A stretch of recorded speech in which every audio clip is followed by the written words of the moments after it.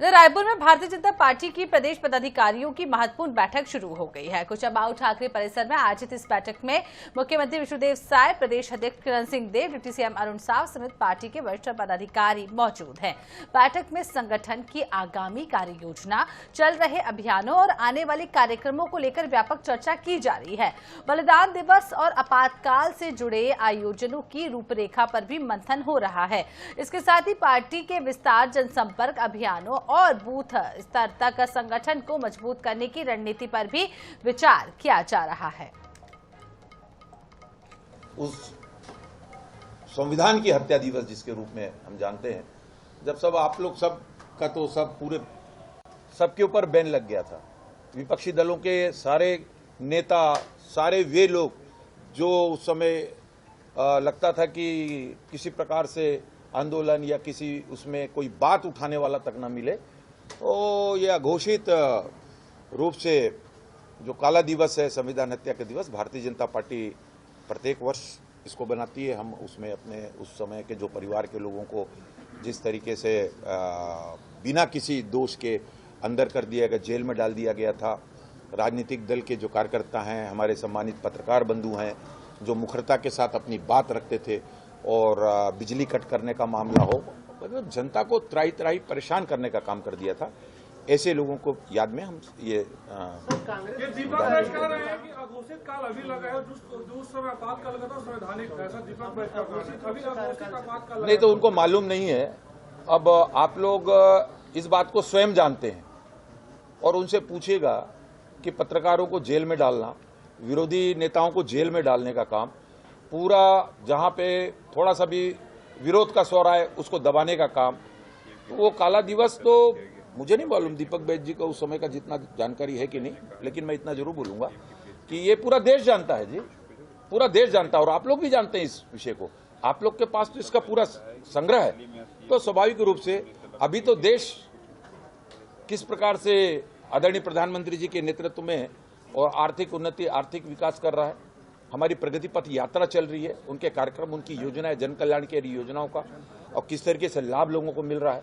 हमारे आप इसको देखेंगे तो आज 10 लाख से ज्यादा प्रधानमंत्री आवास इन 2.5 साल में बनके छत्तीसगढ़ में तैयार हो रहे हैं। नेतारी वंदन हमारी लगभग 70 लाख महिलाओं को मिल रही है। क्या आपातकाल है? अपने उस काले दिवस को जो उनके कांग्रेस के समय उनके पूर्व प्रधानमंत्री के द्वारा थोपा गया था, उसको छुपाने के लिए मैंने कहा ना, कांग्रेस का काम रॉन्ग नैरेटिव सेट करना है, भ्रम का वातावरण बनाना है। तो ये बात आप लोग के सामने कहेंगे तो आप लोग तो सब कुछ जानते हैं, you know each and everything. Sir Congress की जो बैठक अभी जो पिछले दिनों बीजेपी की बैठक हुई थी सीएम हाउस पे, उस पर कांग्रेस कह रही है कि आज सीएम साहब को जो है दिल्ली तलब इसीलिए किया गया है कि पेशी है कि आप सत्ता और संगठन में सब कुछ सही नहीं चल रहा है। किसने बताया? प्रदेश अध्यक्ष जी। नहीं, प्रदेश अध्यक्ष जी को किसने बताया? प्रदेश अध्यक्ष जी को किसने बताया? अभी हमने क्या किया ये हम आके बता रहे हैं। देखिए, एक स्वाभाविक रूप से मुख्यमंत्री जी अपने विभागों का, अपने मंत्रियों की समीक्षा, बातचीत कैसे क्या है, क्या विषय है, योजनाएं कैसे क्रियान्वित हो रही हैं, इस पर विषय करते हैं। आपने तो 5 साल कांग्रेस की सरकार में ये किया नहीं, तो आपको कैसे पता चलेगा? कांग्रेस की सरकार में 5 साल आप लोगों को ही अच्छे से मालूम है इस बात को। कितनी जगह, कितनी बार कैबिनेट का बैठक की इन्होंने, और कहां करते थे कैबिनेट की बैठक? 2-3 बार हुई होगी। तो आपको इस विषय से कोई लेना देना ही नहीं है, तो फिर कुछ भी बोलने के लिए कर दिया। यही कह रहा हूं सर, आरोपों से जो है वो क्या बताना चाह रहे हैं? इसके अलावा रह क्या गया है? जब 5 साल सरकार में थी कांग्रेस, तो जनता के हित में उन्होंने काम नहीं किया। जो उन्होंने घोषणा की थी चुनाव के पहले जाने के लिए, उन घोषणाओं पे अमल नहीं किया, तो जनता के पास जाने का कोई विषय नहीं रह गया, आप लोगों से बात करने का कोई विषय नहीं रह गया। तो रॉन्ग नैरेटिव सेट करना, एक गलत भ्रामक तथ्य हम फेंक दें और वो पूरा स्विंग होते रहे। जनता छत्तीसगढ़ की बहुत श्रेष्ठ है, बहुत समझदार है, और इसलिए उनको सब कुछ मालूम है। इसलिए बोलते हैं ना, ये पब्लिक है, ये सब जानती है। Thank you. सब तो हो गया। तो कैबिनेट बैठक के बाद आपको बताते विस्तार से जानकारी दे रहे थे प्रदेश अध्यक्ष, और उन्होंने बताया कि इस बैठक में किन किन एजेंडों पर चर्चा की गई, और मुख्यमंत्री विष्णुदेव साय प्रदेश अध्यक्ष की मौजूदगी में मंथन चिंतन किया गया। बड़े राजनीतिक संदेश भी इस बैठक के दौरान निकलकर सामने आए हैं। जैसे कि आपातकाल दिवस को लेकर बीजेपी की क्या कुछ खास रणनीति रहने वाली है, इसको लेकर चर्चा की गई। प्रदेश भर में किस तरह के कार्यक्रम आगे होने वाले हैं, उसको लेकर इस बैठक में चर्चा की गई। इसके अलावा विपक्ष पर भी लगातार हमला करते हुए नजर आए हैं प्रदेश अध्यक्ष। निकाय और पंचायत चुनावों को ध्यान में रखकर कोई खास रोड मैप तैयार किया जा रहा है, इसको लेकर भी उन्होंने बताया। और आपको बता दें, बैठक में लगातार सरकार और संगठन के बीच बेहतर समन्वय को लेकर अहम फैसले लिए गए हैं।